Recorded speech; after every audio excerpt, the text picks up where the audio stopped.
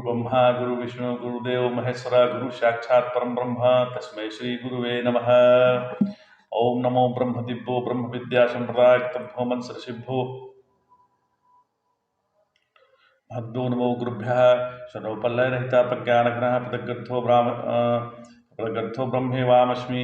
ओम नारायणं पद्मं वसिष्ठं शक्तिं च तत्पुत्रं पराशरं च व्यासं शुकं गौड़पदं महान्तं गोविंद्रमथाच शिष्यं श्रीशंकराचार्यमथास्य पद्मपादं च हस्तमलकं च शिष्यं तं तोटकं वर्तिकारवन अस्मद्गुरु शब्दतमनतोऽस्मि। श्रुतिस्मृतिपुराणानाम् आलयं करुणालयं नमामि भगवत्पादं शङ्करं लोकशङ्करं शङ्करं शङ्कराचार्यं केशवं बादरायणं सूत्रभाष्यकृतो वन्दे भगवन्तो पुनः पुनः। ईश्वरो गुरुरात्ममूर्तिभेदविभागिने व्योमव्याप्ताय देहाय दक्षिणामूर्तये नमः। ओम श्री गुरुभ्यो नमः। ओम श्री परमात्मने नमः। हम लोग गीता के तीसरे अध्याय पर विचार कर रहे हैं। देखिए, ध्यान दीजिएगा, जिसको लाभ और हानि का चक्कर ही नहीं है, जो न लाभ चाहता है और न हानि चाहता है, जिसको जय पराजय का भय नहीं है, जिसे न सुख की चिंता है और न दुख की चिंता है, फिर भी वह कर्म कर रहा है, फिर भी आप काम कर रहे हैं, तो वो कर्म क्यों कर रहा है? तो वह इसलिए कर रहा है कि कर्म द्वारा अंतःकरण को शुद्ध कर ले, क्योंकि श्रेष्ठ को देखकर सब आचरण करते हैं। पिछले हम लोग एपिसोड में श्रेष्ठ की बात कहे थे कि श्रेष्ठ जो करता है वैसे ही छोटे लोग उसका अनुसरण करते हैं, जो उसको फॉलो करने वाले होते हैं उसका वो अनुसरण करते हैं। तो श्रेष्ठ जैसा आचरण करेगा वैसा ही सब आचरण करते हैं। उसको जो आदर करने वाले होते हैं, सम्मान करने वाले होते हैं, उनको जो है उसी अनुसार वो भी आचरण करते हैं। श्रेष्ठ को देख के सब आचरण करते हैं। देखिए, हम सभी कहीं ना कहीं किसी के लिए श्रेष्ठ हैं, तो हम कोई ऐसा आचरण न करें जिससे उसकी जो मनोदशा है कि ये ऐसा नहीं करेंगे, उस पर असर नहीं पड़े, हमारे बच्चों पे ना पड़े, हमारे जो भी प्रेमी गण हैं उन पे गलत असर ना पड़े, हम ऐसा कुछ ना करें। यदि हम उत्साह से प्रेरित होकर जीवन का प्रत्येक क्षण न जिए तो क्या होगा? यदि हम उत्साह से प्रेरित होकर और जीवन का प्रत्येक क्षण न जिए तो क्या होगा?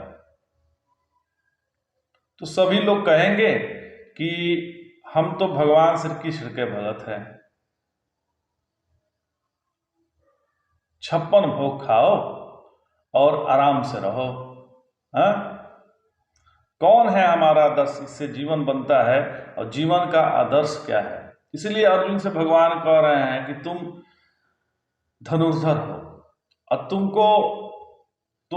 तुम बहुत लोगों के लिए आदर्श हो, बहुत लोगों के लिए तुम मान्य हो, और तुम ऐसा आचरण करोगे तो फिर लोग क्या सोचेंगे? आप युद्ध के मैदान में हैं और आप ही सबसे ज्यादा उत्तेजित थे कि हम सबको हरा देंगे, और फिर आप ही कह रहे हैं कि हम युद्ध नहीं करेंगे। तो पहले तो ये सोच लीजिए कि अभी हम क्या हैं। जैसे अभी हम सत्संग में आए हैं, तो सत्संग में आए हैं तो हमारा काम क्या है? सत्संग का श्रवण करना। अब यहाँ सत्संग में आए और सो गए थे आप श्रवण करता उन्हें श्रोता और हो गए सरोता, सोए रह गए, तो समझ में ही नहीं आया। तो मतलब ये है कि यदि हम गाड़ी चला रहे हैं तो उस समय गाड़ी के हम ड्राइवर हैं, तो ड्राइवर का जो 100% होना चाहिए, वो होना चाहिए। जैसे अभी हम विद्यार्थी हैं, हमारा काम है पढ़ाई का, जिस विषय के हम विद्यार्थी हैं, तो हमारा काम है कि उस विषय में हम एक्सपर्ट हो जाए। इसके लिए तो बहुत ध्यान से पढ़ाई करना पड़ेगा। जहाँ समझ में नहीं आ रहा है अपने अध्यापक गण से पूछना पड़ेगा। तो कहने का मतलब ये है कि आप हैं कौन, अभी क्या है, उस उस उस चीज को बढ़िया से करना है। यदि हम टीचर हैं तो हमारा काम है कि हम अच्छे से पढ़ाएं, तो अच्छे से पढ़ाना है, और सीखने के लिए पढ़ाना है तो और आगे बढ़ेंगे। तो हमारा आदर्श इससे कौन है, इससे हमारा जीवन बनता है। जीवन में मेरा आदर्श कौन है? यदि जीवन का आदर्श राजनीतिक लोग होंगे तो हम कहेंगे कि सभी पैसा खा रहा है, हम भी खा रहे हैं। यदि हमारे जीवन का आदर्श कोई राजनीतिक लोग हैं तो वो भी चोर हैं तो हम भी चोर हैं, वो घूसखोर हैं तो हम भी घूसखोर हैं। यदि कोई अधिकारी है तो ये बहुत घूस लेता है तो हम भी घूस लेते हैं। और यदि हमारे आदर्श जो है स्वामी विवेकानंद होंगे, तो जीवन दूसरा हो जाएगा। तो आपके आदर्श कौन है, ये महत्वपूर्ण है कि हमारा जीवन कैसा रहेगा। भगवान को स्पष्ट मालूम है कि जो श्रेष्ठ पुरुष होता है उसकी ज्यादा जिम्मेदारी होती है, क्योंकि लोग जो है उसे देख रहे होते हैं। श्रेष्ठ पुरुष को लोग देखते हैं। जैनी लोग भगवान श्री कृष्ण को महापुरुष कहते हैं, भगवान नहीं कहते हैं। एक बार ट्रेन यात्रा के दौरान, हम एक बार ट्रेन यात्रा कर रहे थे तो जैनी मिल गए। तो अब हमारी आदत है कि यदि कुछ श्रीमद् भगवत गीता पर बोलेंगे तो कहेंगे कि भगवान श्री कृष्ण ने ये कहा, वो कहा। तो एक जैन ने बोला कि पंडित जी, जोधपुर यात्रा पे थे उस समय, उसी क्षण की बात है, मतलब लगभग 6-7 साल पहले की बात है। तो एक जैन ने कहा कि पंडित जी, आप लोग कृष्ण को भगवान क्यों कहते हैं? इस विषय पर हम आपसे शास्त्रार्थ करेंगे। तो मैंने बोला कि शास्त्रार्थ तो ज्ञानियों के बीच में होता है महाराज, और आप हैं परम ज्ञानी, हम हैं अज्ञानी। फिर वे कहने लगे कि आप लोग भगवान श्री कृष्ण को क्यों कहते हैं, मतलब श्री कृष्ण को आप लोग भगवान क्यों कहते हैं? तो जिन्होंने 16,108 औरतों से शादी किए,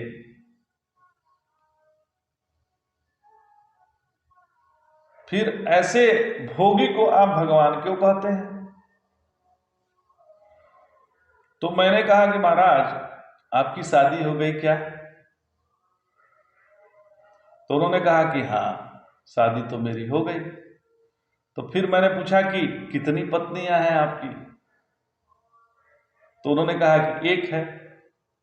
तो मैंने कहा कि आप एक पत्नी को सुखी रख सके क्या? मतलब आपकी जो एक पत्नी है वो आपसे सुख में है? तो बोले कि पत्नी को सुख रख पाना और सुखी कर पाना असंभव है। तो हमने कहा कि यह आप ही के वचन है। तो बोले कि हाँ, ये मेरे ही वचन है। तो जो 16,108 पत्नियों को खुशी से रख सकता है वह भगवान ही हो सकता है। देखिए महाराज, ये जो हमारा विचारधारा है यह निर्भर करता है कि हमारा आदर्श कौन है।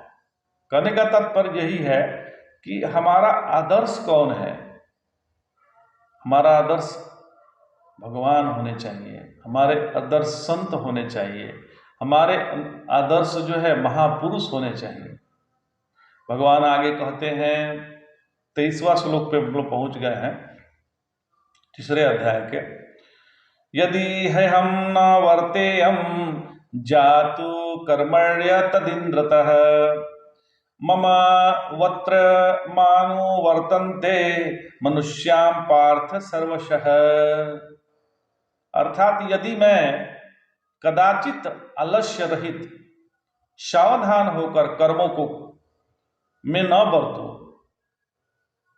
आलस्य रहित होकर और सावधान होकर मैं कर्मों को न करूं, तो हे पार्थ, ये मनुष्य सब प्रकार से मुझे श्रेष्ठ के मार्ग का अनुकरण कर रहे हैं।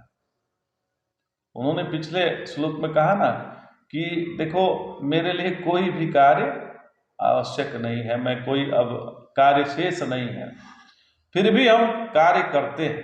इसलिए करते हैं कि हमारे अनुसरण बहुत लोग करते हैं। यदि हम आलस्य को प्राप्त हो जाएंगे तो फिर सारे लोग कार्य नहीं करेंगे। तो वही कह रहे हैं भगवान कि यदि मैं कदाचित, यदि हयम न वर्तेयम मतलब हम ध्यान न देकर कर्म करें, यदि आलस्य रहित होकर यदि कर्म न करें, तो हे पार्थ, ये मनुष्य सब प्रकार से मुझ श्रेष्ठ के मार्ग का अनुकरण कर रहे हैं।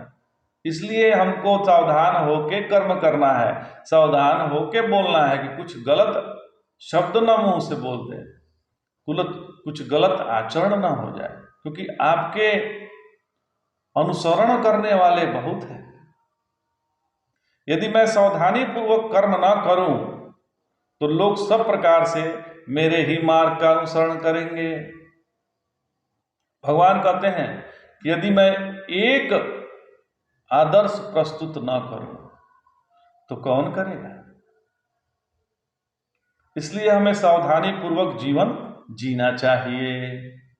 ऐसा न करने से क्या दोष हो जाएगा, इसके लिए कहते हैं भगवान, उत्सीदेयुरी में लोका न कुर्याम कर्म चेदहम शंकरस्य च कर्ता श्यामुपहन्यामिमाः प्रजाः।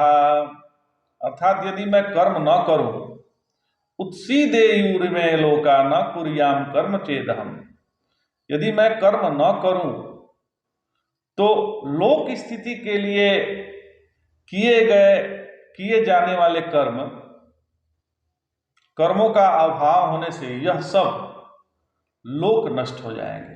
कर्मों के अभाव होने से ये जो लोक हैं वो सब नष्ट हो जाएंगे और मैं वर्णशंकर का कर्ता हो जाऊंगा।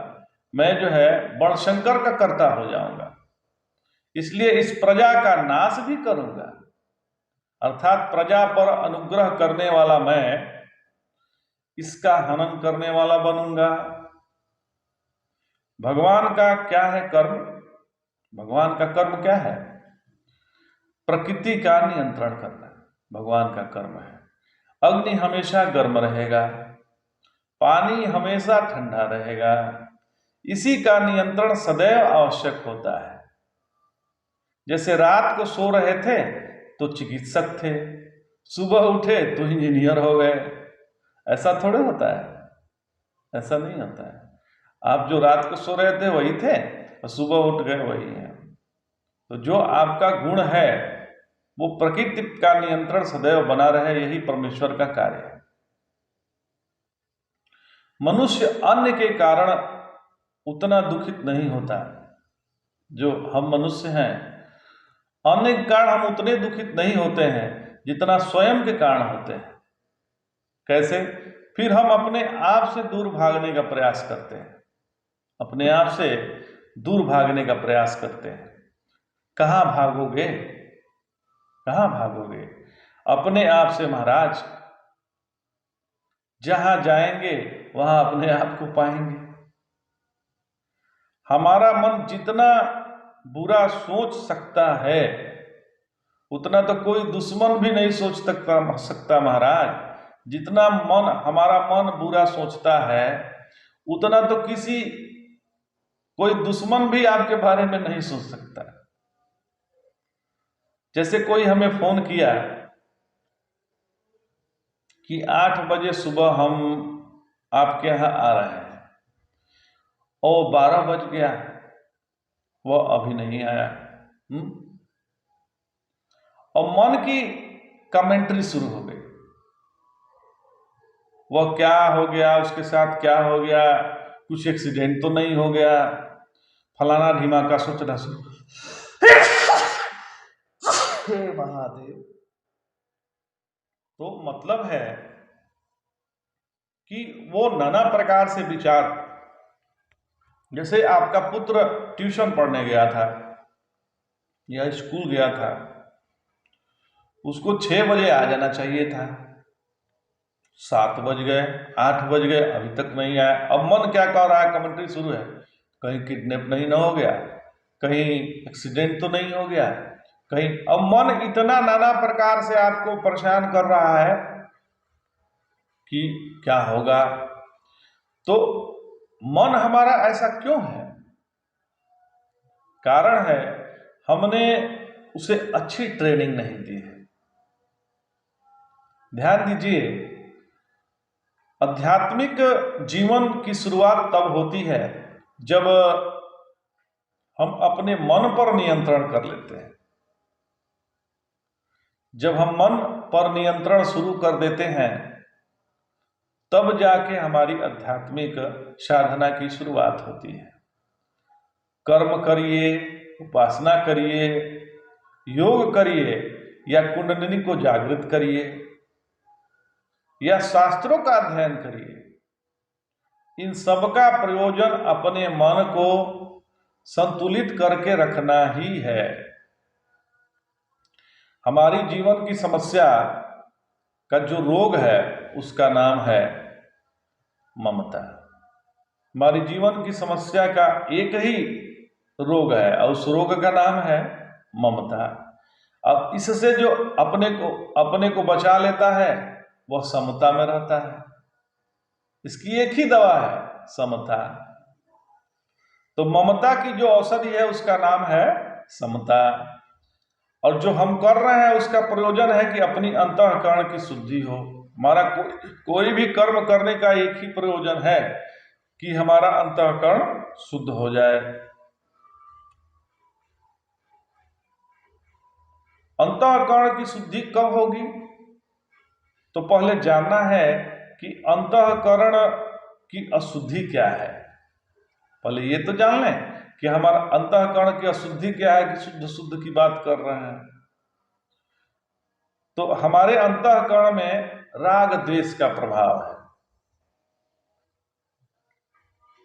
हमारा जीवन इसी से चल रहा है। किसी का भी जीवन दो ही चीज से चल रहा है, या तो राग से चल रहा है या तो द्वेष से चल रहा है। राग द्वेष ना हो तो जीवन ही ना चले।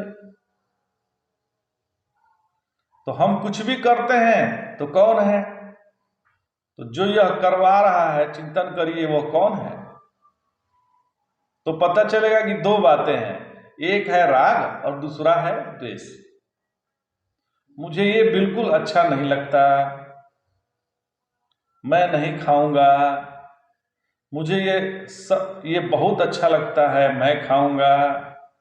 यह राग द्वेष ही हमें कंट्रोल कर रहा है। यह राग द्वेष ही संसार है। आप देखेंगे संसार में हमें यही चला रहा है, राग द्वेष। अब ध्यान दीजिएगा, भगवान का जो काम है वह जीवों पर कृपा करना है। स्त्री, पुत्र, धन आदि से मुक्त करना ही भगवान की कृपा है। ये सब तो बहुत से दुष्ट प्रकृति के पुरुषों को भी प्राप्त हो जाते हैं।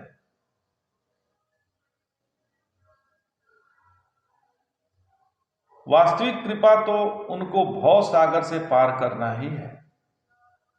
इस दुख से छूटने के लिए भगवत प्राप्ति या आत्म प्राप्ति आवश्यक है, और इसके लिए अंतःकरण शुद्ध होना चाहिए।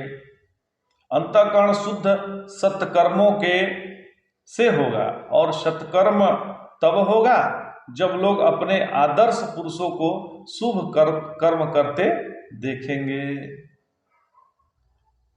अच्छा, अब प्रश्न ये उठता है कि हम कब समझे कि हमारा अंतःकरण शुद्ध हो गया? कब समझे? तो उत्तर यह है कि जब हमें पाप कर्म करने में भय लगने लगे, कोई भी कर्म करने में हमें भय लगने लगे और तीव्र जिज्ञासा होकर स्त्री, धन इत्यादि विषवत दिखाई देने लगे, कर्मकांड और उपासना से अरुचि होकर परमार्थ तत्व को जानने के लिए हृदय में दाह होने लगे, किसी प्रकार से कलह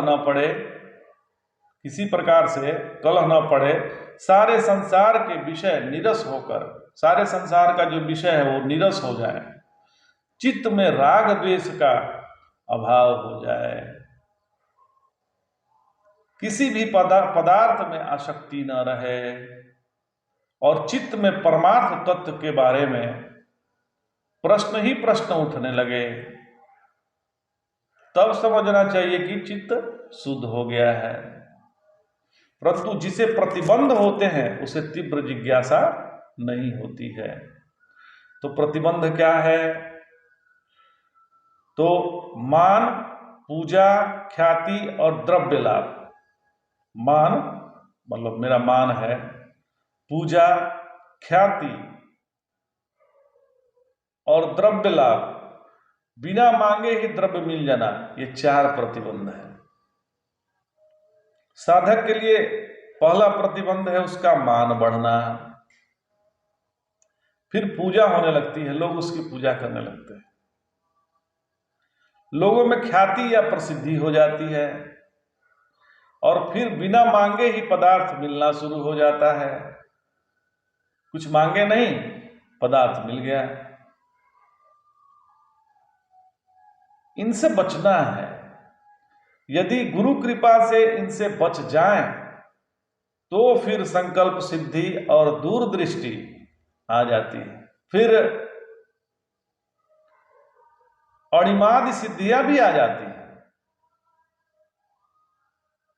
इन सबको माया मात्र देखते हुए साधना में लगे रहे, इन सबको माया मात्र देखिए और साधना में लगे रहिए और इन्हें अपने लक्ष्य के प्राप्ति में बाधक समझें। ये लक्ष्य की प्राप्ति में बाधक है। जीवन मुक्त और निष्काम साधक निर्वासनिक होते हैं, इसलिए उन्हें इन प्रकार के विघ्न नहीं सताते। ये सिद्धियां तो सावसनिक पुरुषों के पास आती हैं, निर्वासनिक तो चराचर जगत को अविद्यामय देखते हैं। अंतःकरण में 3 दोष होते हैं, ध्यान दीजिएगा। जो अंतःकरण है हमारा, उसमें 3 दोष होते हैं, मल, विक्षेप और आवरण। जब पाप कर्म करने में भय लगने लगे तो समझें कि मल दोष दूर हो गया और निर्विकल्प समाधि विक्षेप निवृत्ति की पराकाष्ठा है। जो विक्षेप निवृत्ति होगी तभी जब निर्विकल्प समाधि होगी और निसंदेह पूर्ण बोध हो जाना आवरण निवृत्ति है, उसी का स्वरूप है। परंतु भक्तों का अंतःकरण तो प्रेम होने पर ही शुद्ध माना जाता है। जो भक्त है उनको प्रेम हो जाए भगवान से तो अंतःकरण केवल उतने मात्र से शुद्ध हो जाता है। अगले श्लोक में ज्ञानी अज्ञानी के कर्मों के में अंतर बतलाते हैं भगवान। क्या बोल रहे हैं? शक्ता कर्मणि विद्वांसो तथा कुर्वन्ति भारत, कुर्याद्विद्वांस तथा शक्ता स्वीकुर्षु लोक संग्रहम। भगवान कह रहे हैं कि हे भारत, कर्मों में आसक्त लोग जिस प्रकार कर्म करते हैं उसी प्रकार बोधवान अनासक्त होकर लोक संग्रह के लिए कर्म करें। विद्वान का कर्तव्य कर्मों को छोड़कर बैठना नहीं है।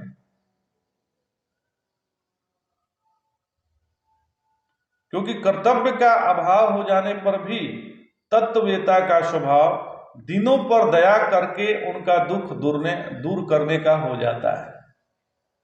थोड़ा ध्यान दीजिएगा, विद्वान का कर्तव्य कर्मों को छोड़कर बैठना नहीं है कि आप विद्वान हो गए तो आप कर्म करना बंद कर दीजिए, क्योंकि कर्तव्य का अभाव यदि हो जाए तो तत्ववेता का स्वभाव दिनों पर दया करके उनका दुख दूर करना हो जाता है। इसलिए बोध हो जाने पर भी गृहस्थ श्रोत और स्मार्त कर्म करे। जो गृहस्थ है वो श्रोत और स्मार्त कर्म करना बंद न करे। यदि उसको बोध भी हो गया, जैसे हम लोग गृहस्थ हैं, यदि गृहस्थ को बोध भी हो गया तो भी कर्म करना न छोड़े, श्रोत स्मार्त कर्म जरूर करे, तथा सन्यासी ब्रह्माभ्यास में तत्पर रहे अथवा वेदांत पढ़ावे, क्योंकि पठन पाठन के द्वारा वेदांत परंपरा की रक्षा करना भी लोक संग्रह ही है। कर्म करने से बोधवान की कोई हानि नहीं हो सकती, क्योंकि सत्ता शून्य अथवा अपने स्वरूप भूत होने के कारण कर्म उसका बंधन नहीं हो सकते। कर्म न करने से साधन भ्रष्ट हो जाता है। सन्यासी को तो कर्म करने का अधिकार नहीं है, और जिस गृहस्थ की आत्मरति बढ़ गई है, इसको भी संध्या वन्यादि कर्मकांड की कोई आवश्यकता नहीं रहती। फिर भी बोधवान गृहस्थ को तो अपने आश्रम धर्म का पालन तो करते ही रहना चाहिए।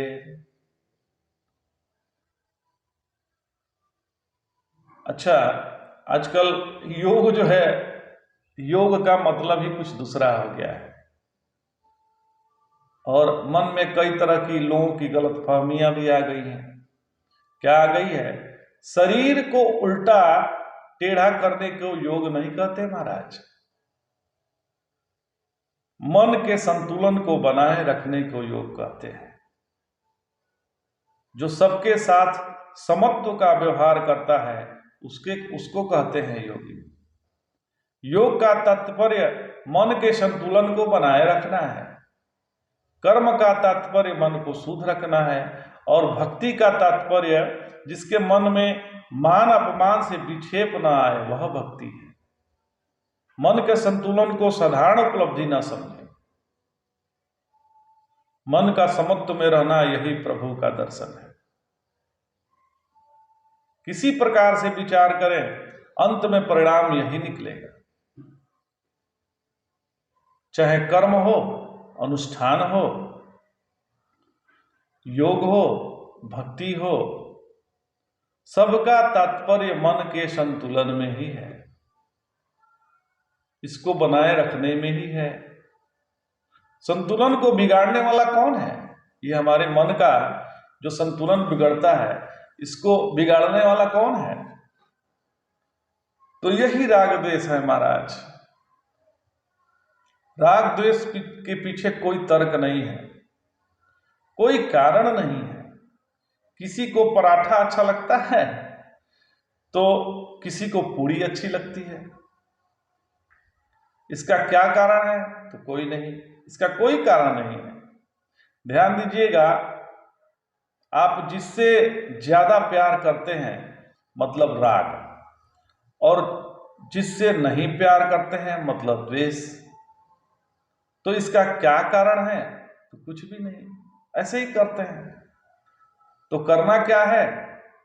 तो ये मत समझिएगा कि हमारे अंतःकरण में राग द्वेष नहीं आएगा, यह स्वाभाविक है, राग द्वेष आएगा। हमारे अंतःकरण में विषयों के प्रति राग द्वेष होगा, पर राग द्वेष के प्रभाव में हमें नहीं आना है। यह हमारा स्वभाव है। राग द्वेष तो विषयों से आएगा ही, लेकिन हम उसके प्रभाव में न प्रभावित हो जाएं। हमारे जीवन की शांति के लुटेरे यही राग द्वेष है। अपने अंतःकरण को शुद्ध करना जिसका लक्ष्य है, वही अध्यात्म में चल पड़ा है। जितना आडंबर कम, उतना ही हम अपने स्वरूप में निष्ठावान होंगे। इसलिए जगत में कार्य करते समय ध्यान रहे कि केवल अपने मन के संतुलन पर, कहीं हमारा मन का संतुलन बिगड़ न जाए। जिसका मन शांत है, प्रसन्न है, उसी में तत्व का प्रकटीकरण हो सकता है, अन्यथा नहीं। जो किसी का विरोधी नहीं वह परमात्मा है। परमात्मा किसी का विरोधी नहीं है। राग द्वेष के प्रभाव में चलना मतलब हम द्वेष किसी से करते हैं तो हम उसके विरोधी हैं। हम राग किसी से करते हैं तो उसका हम समर्थन करेंगे। पूरी दुनिया को हम दो भागों में बांट दें तो वह है राग और द्वेष। जिस अंतःकरण में राग द्वेष है वह अंतःकरण संसारी का है। और जो व्यक्ति कर्म करते हुए अपना पूरा ध्यान मन के संतुलन पे रखा हुआ है, उसका धीरे धीरे मन शांत हो चला है और वो हो जाता है शांत। इसलिए समत्तम योग उच्यते, मतलब पूरा का पूरा ध्यान हमारे मन की तरफ होनी चाहिए। एक शंकराचार्य जी थे कांची कामकोटि पीठम के, हमारे पूर्व आचार्यों में। तो उन्होंने विवेक चूड़ामणि पे संस्कृत में भाष्य लिखा, पर 200 श्लोकों पर भाष्य लिखकर रुक गए। उनके शिष्यों ने कहा, गुरुदेव आपने बहुत सुंदर भाष्य लिखा है, पर इसको पूरा कर देते तो यह ग्रंथ पूरा हो जाता। तो उन्होंने कहा कि यदि तुम यहां तक पढ़ लोगे तो आगे पढ़ने की जरूरत नहीं पड़ेगी। किसी भी कर्म के पूर्ति में दुराग्रह होना, यही कर्म में आसक्ति है। नहीं तो आदमी फंस जाता है जगत में। जगत में हमको कोई दुराग्रह न हो, जिस प्रकार से अज्ञानी कर्म में दुराग्रह से नहीं लगता है, उसी प्रकार से उतना ही लगन से ज्ञानी कर्म करता है, लेकिन आसक्ति नहीं होती है, कोई दुराग्रह नहीं होता है। सर्वे भयंतु सुखिनः को ध्यान में रखकर जो कर्म करता है वह योग को प्राप्त होता है। सर्वे भयंतु सुखिनः, ये मान के जब हम कर्म करेंगे तो हम योग कर रहे हैं। त्याग का जितना आनंद है उतना भोग का नहीं है। जीवन का एक बहुत बड़ा मंत्र है कि व्यक्ति को नहीं कहना आना चाहिए और व्यक्ति को जीवन में नहीं सुनना भी आना चाहिए। यह नहीं कि कहना है भोग में, भोग की क्षमता हो और भोग की वस्तु उपलब्ध हो और फिर भी उससे आप प्रभावित नहीं हो रहे हैं, उसको कहते हैं कि मन पर नियंत्रण लाने की साधना हो गई है। नहीं तो डायबिटीज है इसलिए नहीं खाते हैं, यह साधना नहीं है, यह तो रोग है। दूसरी बात नहीं सुनना भी आना चाहिए। जीवन में नहीं तो जीवन में रगड़े जाएंगे। भगवान आगे कहते हैं, न बुद्धि भेदम जनयेद ज्ञाना कर्म संगिनाम जो ये सर्वकर्माणि विद्यान युक्त समाचरण। ज्ञानी पुरुष अर्थात ज्ञानी पुरुष अविवेकी और कर्माशक्त पुरुषों की बुद्धि में अद्वैत की बातें सुनकर और ऐसी बातें कहकर कि कर्म मिथ्या है, इसमें क्या रखा है, भेद न डाले। प्रत्युत सब कर्मों का यथा योग्य आचरण करते हुए उन्हीं में लगाए रखें। मूर्ख तथा अज्ञानी पुरुष ही दूसरों की बुद्धि में भेद डालते हैं। विद्वान ऐसा नहीं करते, क्योंकि वे सबको अपने में ही देखते हैं, सर्व जगत को अपना विस्तार ही समझते हैं। इसी की पुष्टि अगले श्लोक में भगवान करते हैं, प्रकृते है क्रियमाणानि गुणे है कर्माणि सर्वशः अहंकार विमूढ़ात्मा कर्ता हमिति मन्यते। अहंकार विमूढ़ात्मा कर्ता अहमिति मूढ़ मन्यते। संपूर्ण कर्म सर्वथा प्रकृति के गुणों द्वारा हो जाते हैं या हो रहे हैं। उन्हें अहंकार से मोहित चित्त वाला मैं करता हूं ऐसा मानता है। संपूर्ण कर्म तो प्रकृति के अनुसार हो ही रहे हैं, लेकिन उसी में जो अहंकार से मूढ़ व्यक्ति है, मोहित चित्त वाला है, वह कहता है कि मैं करता हूं, ऐसा मानता है। यहां तत्व ज्ञान की दृष्टि से अज्ञानी को विमूढ़ कहा गया है, कर्म की दृष्टि से नहीं। कर्मकांडी वास्तव में मूढ़ नहीं होता, किंतु विचार दृष्टि से जहां भी कर्तापन और भोक्तापन होगा वहां अविवेक रहेगा। उस अविवेक को ही मूढ़ कहा गया है। पंचभूत और शब्दादि विषय कार्य वर्ग के अंतर्गत है। 5 कर्मेंद्रिय, 5 ज्ञानेंद्रिय और मन करण है तथा इनकी हेतु प्रकृति है। विमूढ़ आत्मा में जो आत्मा पद है उसका अर्थ अंतःकरण है। आज इतना ही। जय जय शंकर, हर हर शंकर।